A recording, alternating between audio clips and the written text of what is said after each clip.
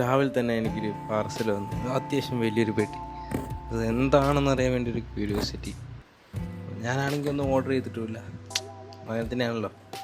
So തുറന്നു നോക്കാനുള്ള ഒരു ഇൻട്രസ്റ്റിൽ വീഡിയോ എടുക്കണോ വേണ്ട എന്നുള്ള കൺഫ്യൂഷനായിരുന്നു. എന്തായാലും എടുത്തേക്കാന്ന് വിചാരിച്ച് ഡോക്യുമെൻ്റ് ചെയ്തതാണ്. തുറന്നു നോക്കിയപ്പോൾ അതേ വലിയൊരു സ്യൂട്ട് കേസ്, സ്ക്രോളബിലേക്ക് ഹാൻഡി ആയിട്ട് കൊണ്ടുപോകാൻ പറ്റുന്ന അത്യാവശ്യം നല്ലൊരു സ്യൂട്ട് കേസ്. എവിടെ നിന്നാണ് വന്നത് ആദ്യം എനിക്ക് പിടികിട്ടിയില്ല.